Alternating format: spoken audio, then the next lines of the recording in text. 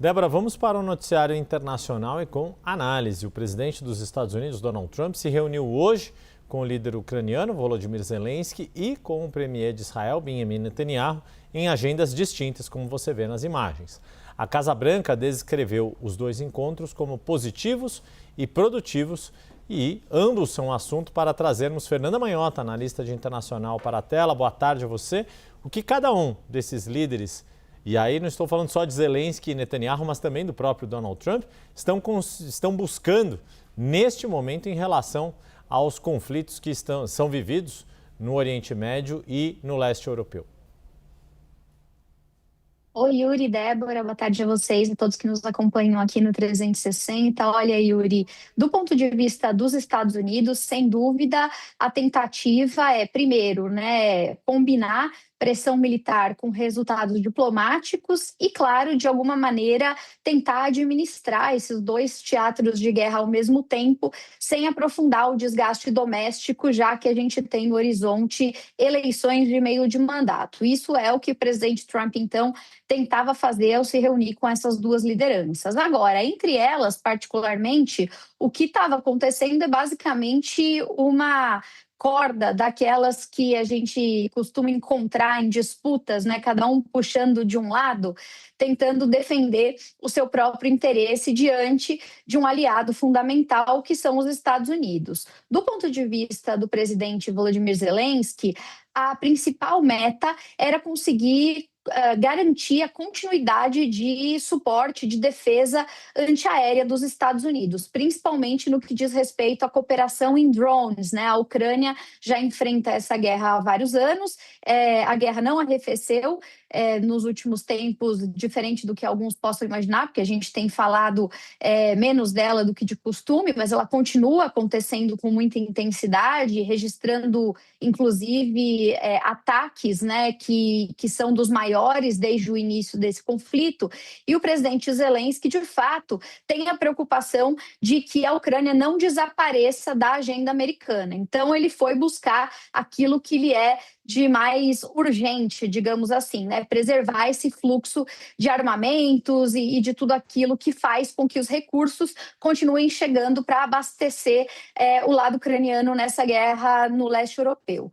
O premier Benjamin Netanyahu, ele também, claro, está ali pleiteando do seu lado da corda, desse puxa e empurra, o alinhamento estratégico de Washington para garantir que também Washington continue apoiando o Estado de Israel em relação aos desafios do Oriente Médio. E, nesse sentido, a principal meta é a continuidade da estratégia de contenção do programa nuclear iraniano e, claro, também a busca para a definição de próximos passos no que tange a Gaza e no que tange ao Líbano, que continuam sendo também realidades paralelas que se agregam a disputa mais direta contra o Irã. No caso do Netanyahu em particular, mas também no caso de Zelensky, existe um elemento aí de consumo doméstico, porque no caso especificamente de Netanyahu, vão acontecer eleições muito em breve também, então a importância de mostrar ao eleitorado que existe respaldo na agenda externa do principal aliado estava nessa conta,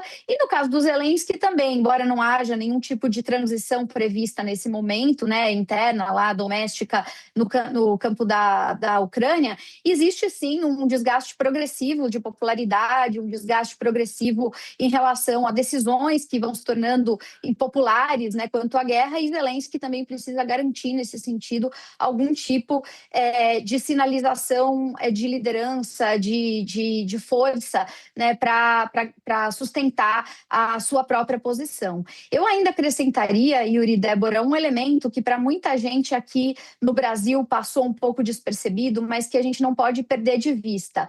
Na última semana, nós tivemos um episódio que foi muito importante, que foi a Ucrânia atacando um navio, uma embarcação comercial iraniana no Mar Cáspio, e que, de alguma maneira, trouxe à tona uma espécie de crossover entre as duas guerras. E o que isso significa? Basicamente, os ucranianos acusaram essa embarcação iraniana de estar transportando, né, colaborando com a logística de apoio militar entre a Rússia e o Irã, e, portanto, por acreditar que qualquer apoio entre Irã e Rússia pode atrapalhar a Ucrânia na sua guerra, eles atacaram essa embarcação.